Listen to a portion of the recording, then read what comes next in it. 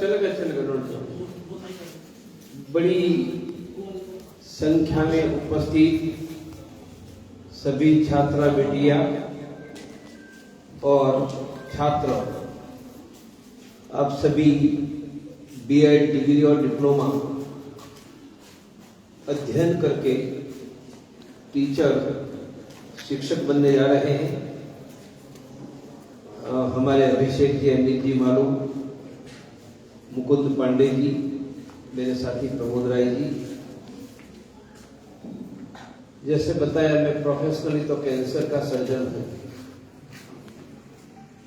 और मैंने 12 साल 10,000 से ज्यादा ऑपरेशन किए और सिर्फ 40 साल की उम्र में मैं अस्पताल घर बार छोड़कर राम मंदिर का नेतृत्व करने के लिए निकल गया और आज राम मंदिर की जो ईंटें लगी है 60,000 क्यूबिक फीट, 60,000 फीट, यह पिछले 30 वर्षों में ईंट पत्थर खरीदकर पत्थर तराशने का काम मैंने ही करवाया था। जो आज वहां पर खड़े हैं। आज मैं राम मंदिर हिंदुत्व की बात नहीं करूंगा, आज मैं शिक्षा की बात करूंगा। हम सभी जानते ही हैं कि शिक्षा से व्यक्ति का बौद्धिक विकास होता है, मानसिक विकास होता है, हमारा देखने का दृष्टिकोण बहुत व्यापक बनता है और पढ़ाई से हमें रोजगार, अब बीएड हो गए तो टीचर की नौकरी, ये रोजगार है। इसलिए शिक्षा का महत्व बहुत बड़ा है। मैं हमारे शास्त्र शिव पुराण का उल्लेख करता हूं। शिव पुराण में 4 बातों को श्रेष्ठ माना है: अन्नदान, विद्यादान, प्राणदान, कन्यादान। अन्नदान खिलाओ, इनके बाद नेक्स्ट विद्यादान, एजुकेशन, प्राणदान मानी मेडिकल हेल्थ, चौथा कन्यादान। तो हमारी शास्त्र परंपरा भी शिक्षा को श्रेष्ठ मानते थे। ये मॉनिटर परंपरा है, शब्द सुना है ना, मॉनिटर। मॉनिटर मानी क्लास का एक लड़का लड़की क्लास में पढ़ाने में मदद करे। ये आई इंग्लैंड से। इंग्लैंड में कहां से आई? भारत से गई। आज भी हमारे गुरुकुल में सीनियर छात्र जूनियर को सिखाता है, गुरुकुल में है। मैं डॉक्टर हूं, हमारे डॉक्टर में भी सीनियर स्टूडेंट जूनियर को सिखाता है। ये मॉनिटर नहीं है तो क्या है? परंतु सीनियर स्टूडेंट जूनियर को सिखाएंगे मॉनिटर सिस्टम। इनका मूल भारत के गुरुकुल में, मानी दुनिया को मॉनिटर सिस्टम भी हमने दिया, दुनिया को शून्य हमने दिया, 1 से 9 का अंक हमने दिया। यदि शून्य नहीं होता, 1 से 9 का अंक नहीं होता, तो न साइंस होता, न टेक्नोलॉजी होती, न लाउडस्पीकर होता, न फैन होता, न इलेक्ट्रिसिटी होती। दुनिया को 0 और 1 से 9 के अंक भी हमने दिए। मैं आगे ले जाता हूं। मैं तो इंग्लिश से डॉक्टर बना, पर मुझे लगा कि अंग्रेजी की भाषा सीख गए तो अपने पुरखों की भाषा सीखे। मैंने संस्कृत सीखा। संस्कृत सीखना तो पाणिनि व्याकरण पढ़ने लगा। पूरी अंग्रेजी भाषा बोलना, इंग्लिश स्पीकिंग, और सुनना आने के लिए अंग्रेजी कितने शब्द आने चाहिए? मैं कहूंगा ओनली 5,000। 5,000 शब्द आते हैं तो आप अंग्रेजी भाषण देख पाएंगे कोई भाषण देखेगा तो सुनोगी। हमारे संस्कृत में एक शब्द, बेटा डिस्टर्ब नहीं, एक शब्द वर्ब क्रियापद में से 27,000 शब्द बनते हैं। कितने? 5 अंग्रेजी भाषा हमारे एक शब्द में समा जाती है। मैंने थोड़े उदाहरण इसलिए किए कि हम श्रेष्ठ शिक्षा में दुनिया में उत्कृष्ट थे, उत्कृष्ट, जिनके साथ कोई स्पर्धा नहीं कर सकता था। हमारी प्राचीन शिक्षा व्यवस्था अंग्रेज के आगमन के बाद समाप्त कर दी गई, और जो मॉडर्न एजुकेशन आया उसमें हम, बेटा दोनों साइड में चले जाओ, लोगों के बीच नहीं, चले जाओ। ये टेबल हटा दो, नहीं आप टेबल हटा, मेरे बच्चों के बीच कोई न रहे इसलिए अकेले कोई मदद करो, खड़े हैं। तो मैं बता रहा था कि शिक्षा में हम श्रेष्ठ और उत्कृष्ट थे। आज ये स्थिति नहीं, आज ये स्थिति नहीं। हमें अच्छा एजुकेशन लेना है तो अमेरिका जाते हैं, यूरोप जाते हैं, इंग्लैंड जाते हैं, भारत में नहीं आते। हम वही लोग हैं जिन्होंने शून्य का सर्जन किया। 1 से 9 का अंक, पाइथागोरस का प्रमेय। हमारे वेदों में एल्जिब्रा है, बॉटनी है, वैदिक मैथमेटिक्स कंप्यूटर से ज्यादा स्पीड से कैलकुलेशन कर सकता है। तो हमारे पूर्वज बुद्धिमान टैलेंटेड नहीं होंगे तो कब कैसे हुआ होगा? और वो टैलेंटेड बुद्धिमान के बेटा बेटी हम कहां है? दुनिया में तो कहीं नहीं। मैं समझाऊं कि ऐसी स्थिति क्यों है? क्योंकि स्वतंत्र भारत में हमने शिक्षा पर, आज भारत की आधी प्राथमिक गवर्नमेंट स्कूल में एक क्लास है, एक रूम है, सब जगह पूरे टीचर नहीं, मेरे पास आंकड़े बस ऐसे रूम में ऊपर से पानी गिरता है बारिश से। इस तरफ आ जाओ। हम कितने भी टैलेंटेड हैं, जब तक हमें मौका नहीं मिलता, कैसा करो। यही टैलेंटेड भारत का बेटा दुनिया में सबसे बड़ा गूगल का चीफ बनता है।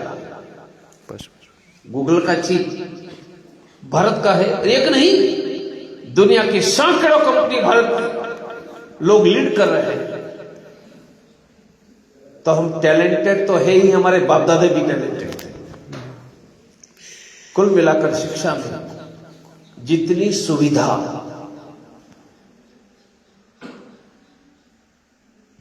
चार बातें महत्व की है मेरी दृष्टि से।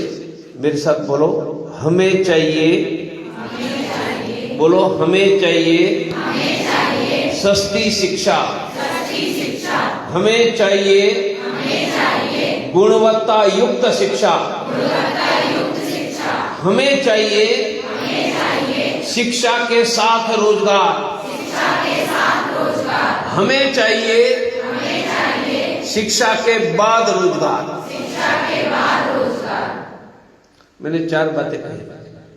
शिक्षा सस्ती होनी चाहिए, सस्ती नहीं। मैं हर जगह मेरा उदाहरण देता हूं। मैं 50 साल पहले, बिफोर 50 ईयर्स, फर्स्ट MBBS करने के लिए मेडिकल कॉलेज में गया था। मेरी हर महीने की फीस कितनी थी? 25 रुपया। कितनी? आपकी फी भी हर महीने की 2000 होगी, बीएड की, मैं MBBS की बात कर रहा हूं। वर्ष में 300 रुपया फीस होती तो गरीब का, गांव का टैलेंटेड बेटा बेटी डॉक्टर बनेगा या नहीं? आज 50 लाख से 1 करोड़ डॉक्टर बनने की टोटल फीस। इसलिए मैंने कहा टैलेंट तो हमारे बाप दादों में था और उनका ही जीन हम में है, तो हम भी टैलेंटेड हैं। तो क्यों नहीं बन रहे हैं? सभी को शिक्षा उपलब्ध नहीं है, क्योंकि शिक्षा सस्ती नहीं है। दूसरा, सस्ती शिक्षा होगी, वहां गुणवत्ता नहीं, क्वालिटी नहीं। क्वालिटी मानी विश्व स्तर पर स्पर्धा करने वाली क्वालिटी। हम टैलेंटेड हैं, हमें व्यवस्था दो ताकि पढ़कर विश्व में हम स्पर्धा कर पाए। इसलिए मैंने कहा दूसरा, गुणवत्ता युक्त शिक्षा। तीसरा कहा, शिक्षा के साथ रोजगार। ये भारत में है ही नहीं। शिक्षा के साथ रोजगार का कैसा? कोई यूरोप अमेरिका में हमारा बेटा बेटी पढ़ने जाता है, माता पिता 6 महीने की फीस के पैसे देते हैं, बाद में क्या करता है? वह पढ़ते पढ़ते नौकरी करते हैं। वहां लीगली अलाउड है और नौकरी की सिस्टम, वह नौकरी से आमदनी होती है, उसमें फीस और रहने का खर्च निकल जाता है। भारत में ये व्यवस्था बनेगी तो गरीब का बेटा बेटी भी पढ़ेगा। क्यों नहीं पढ़ते हैं? हमारे माँ बाप फीस नहीं दे पाते हैं, कर्ज लेना पड़ता है। पर पढ़ते पढ़ते कमाने की पैरेलल व्यवस्था है तो पढ़ाई भी करेंगे, कमाएंगे, माँ बाप से फीस और हॉस्टल के पैसे नहीं मांगेंगे। बोलो, पूरा भारत पढ़ेगा या नहीं? चौथा, शिक्षा के बाद रोजगार। पढ़ाई तो हो रही है, आपकी भी होगी। 10-10 साल तक न इंटरव्यू निकलते न अपॉइंटमेंट मिलती, और बीएड को तो फिर भी मिलेगी। बाकी फैकल्टी की स्थिति तो उनसे भी बहुत बुरी है, इवन इंजीनियरिंग की।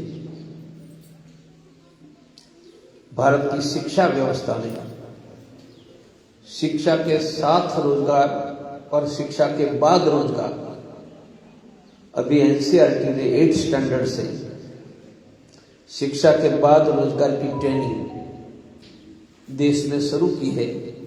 आगे जाकर आ जाएगा, पर यह शुरू करने में भी हमने बहुत ज्यादा समय ले लिया है। भारत में सरकारी नौकरियां 3 करोड़ है, पढ़कर नौकरियां चाहिए वह 55 करोड़ है। 3 करोड़ नौकरियां सरकार में, 20 करोड़ नौकरियां प्राइवेट में, मान लीजिए 25 करोड़। हमें नौकरी चाहिए वो 55 करोड़ है।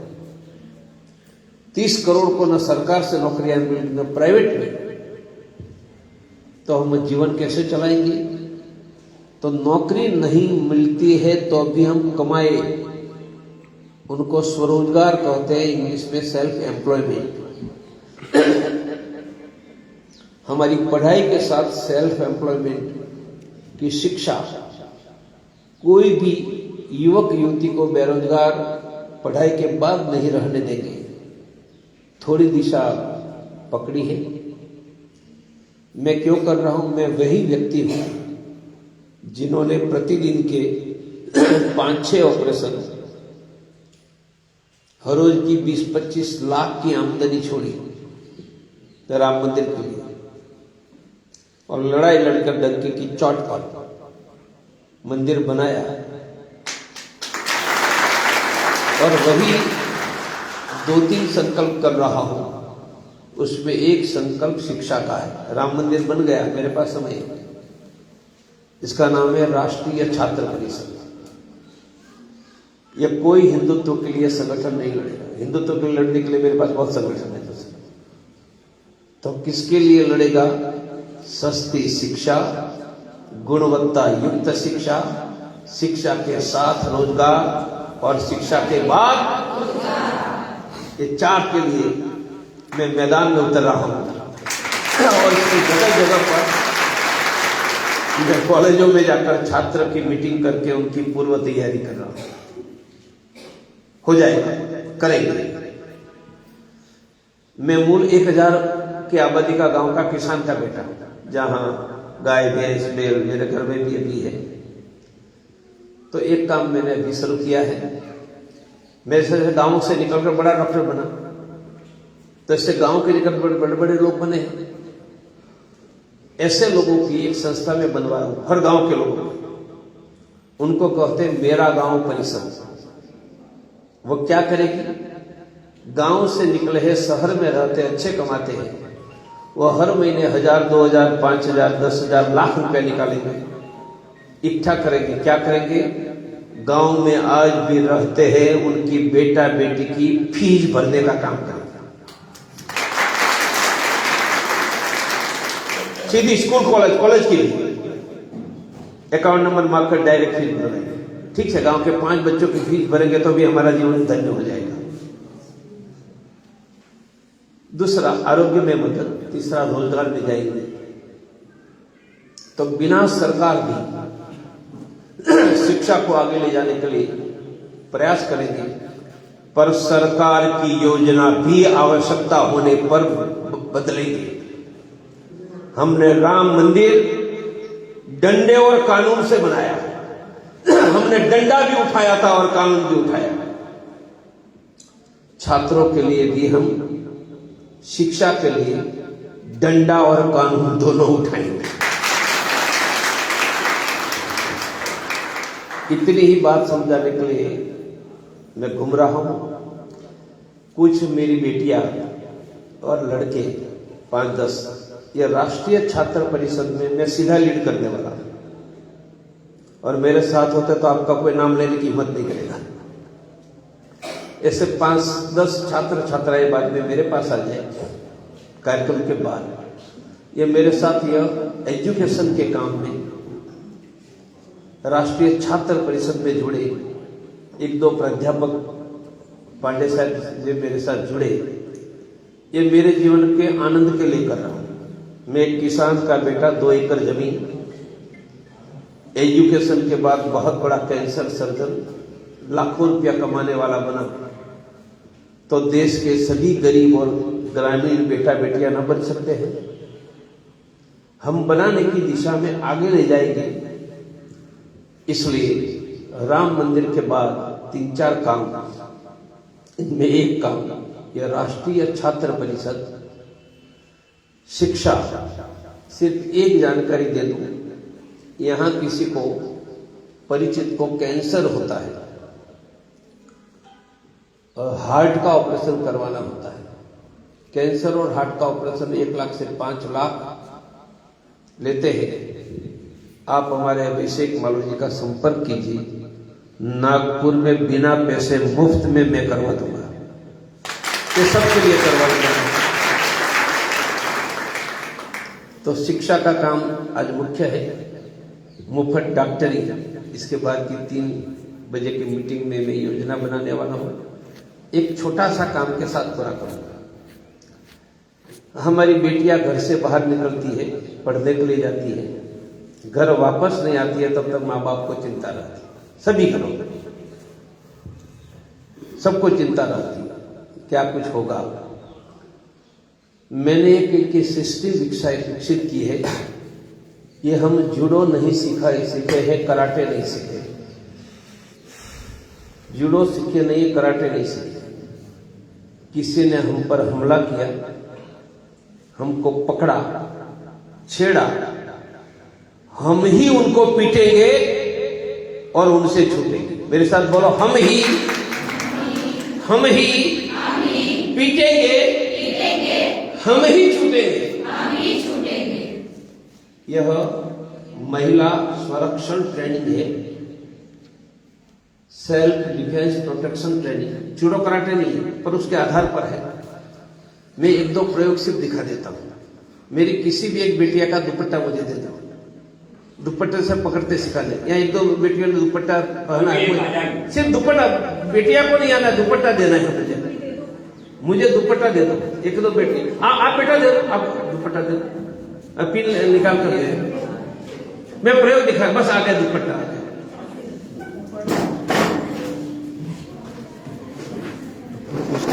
मैं अभी 1-2 ही दिखाऊंगा। हम ऐसे 50 प्रयोग सिखाएंगे। हम पांडे साहब को ले गए मेरे साथ। वो सामान्य दुपट्टा ये खींचो, ऐसे करते हैं, ठीक है। हम क्या करते हैं, ऐसे ऐसे। पांडे साहब पीछे चले जाओ। पांडे साहब थोड़े मुझे छोड़ेंगे नहीं, छोड़ेंगे। पकड़ा है पांडे साहब, मैं जो होगा। अब मैं टेक्निक बताता हूं। उन्होंने दुपट्टा पकड़ा, थोड़ा टाइट पकड़ो। उन्होंने दुपट्टा पकड़ा, मैं दुपट्टा को कुछ नहीं करूंगा। मेरे पांव पर नजर रखो, मैं पीछे हटा हूं, यहां हटा हूं, फिर पांडे साहब के जबड़े पर एक लगाया, कनपट्टी पर लगाया तो मिल जाएगा ना। फिर से पर देखो, देखो पांडे साहब हमको पकड़ेंगे तो हम ऐसे ऐसे करते हैं, वो हमसे ताकत वाला होगा, हम कर ही नहीं सकते। हमें उस पर पड़ना ही नहीं, हमें एक पांव पीछे, दूसरा पांव और कनपट्टी पर एक लगा देना। अब दुपट्टा होगा आगे, एक बेटे इधर आ जाए, आप ये उनको सिखाना पड़ेगा मुझे। ऐसे पकड़ लिया, ऐसे पकड़ लिया, आप करोगे क्या? छुड़वाने का प्रयास करो, वह थोड़ा छूटेगा। अब आपको क्या काम करना है? फट करके बैठ जाना है, बैठ जाओ। आपके घर में ऐसे पकड़ लिया है, छुड़वाओगे नहीं छूटेंगे, वह जमीन पर बैठकर भागो, बैठकर भागने का, बैठो भागो। ध्यान में ऐसे 50 प्रयोग यहां आकर हमारी कोई बहन आपको सिखाएगी। मैं पूरे हिंदुस्तान की सभी स्कूल कॉलेजों में बेटियों को पीटो, मारो और भागो, और हमें कोई छेड़ने की हिम्मत हिंदुस्तान में नहीं करेगा। सिखाना शुरू कर दिया है, यहां भी मैं ट्रेनिंग के लिए भेजूंगा। यह मेरी एक संस्था है युवतियों की, उसका नाम है ओजस्विनी, यंग लड़कियों की है, उनके द्वारा यह करवा रहा हूं। तो यहां भी आकर यह ट्रेनिंग देने का काम होगा। बाद में 5-7 बेटियां और लड़के जो मेरे साथ आरसीपी में, राष्ट्रीय छात्र परिषद में काम करेंगे, वो आ जाएंगे। आप सब फेसबुक पर तो होंगे, मोबाइल है साथ में कि नहीं लेने दिया है मोबाइल खोलो, मोबाइल में फेसबुक खोलकर राष्ट्रीय छात्र परिषद, ये स्टूडेंट एजुकेशन के लिए राष्ट्रीय छात्र परिषद आरसीपी ऑल इंडिया लिखा होगा। ये फेसबुक